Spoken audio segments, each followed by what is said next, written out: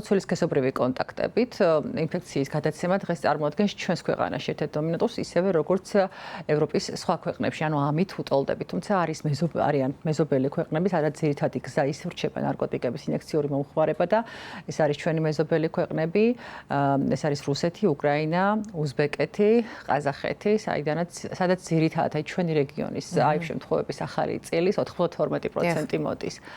საგულისხმოა იმ მხრივ, რომ ჩვენი რეგიონი, აღმოსავლეთ ევროპა და ცენტრალური აზია მსოფლიოში არის ერთადერთი რეგიონი, სადაც ახალი შემთხვევების ზრდა ხდება, ესეთი ჭარბი რაოდენობით. აფრიკის ქვეყნებშიც კი მოხდა ამ ინფექციის შედარებითი დათრგუნვა, ამ პრევენციული პროგრამების ეფექტური ამოქმედების შედეგად და ჩვენი რეგიონი ისევ ითვლება ესეთ მოწყვლად ზონად და ჩვენ ამ სამეზობლოში ვართ, ეს ეპიციტუაცია ჩვენზე ისახება. მიმდინარეობს რეგიონში ომი, საიდანაც მიგრირებს ხალხი, გულისხმობ რუსეთს და უკრაინას.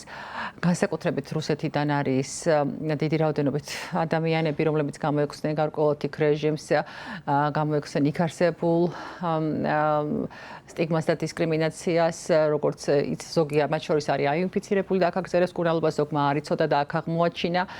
მათი ჩართვა მკურნალობის პროგრამაში ასევე გამოწვევებთან არის ასახული და ანუ მთლიანად რეგიონზე არსებული სიტუაცია ჩვენზეც ისახება და გარკვეული სიფრთხილე და ყურადღება გვმართებს, რომ ეპიდემია აი ამ ზონაზე შევინარჩუნოთ, რომ არ იყოს პროგრესული მატება შემდეგ წლებში. აღსანიშნავია სტიგმა და ხშირად დისკრიმინაცია, რომელიც ხორციელდება არა მარტო ბავშვზე, არამედ აინფიცირებულ დასრულებზეც. ხშირად თუკი სამედიცინო პერსონალი იგებს, რომ მათ აქვთ აივ სტატუსი, მათ უარს ეუბნებიან სამედიცინო სერვისებზე.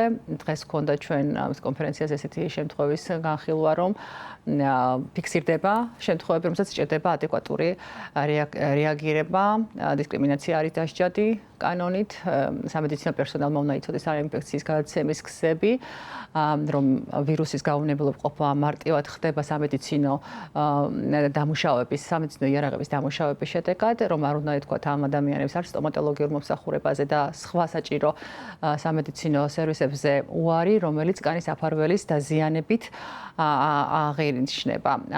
აი ეს ცნობიერების ამაღლება საზოგადოებაში, სამედიცინო საზოგადოებაში მათ შორის ძალიან მნიშვნელოვანია, რომ ეს ადამიანები ასეთი ძლიერი სტიგმის ქვეშ არ ცხოვრობდნენ, მათი ცხოვრების ხარისხი იყოს გაცილებით უკეთესი და თავადაც არ ქონდათ დისკომფორტი, რომ მივიდნენ 6 თვეში ერთხელ სამკურნალო მედიკამენტის მისაღებად, იგივე შიდსის ცენტრში ან სხვა ჰოსპიტალში.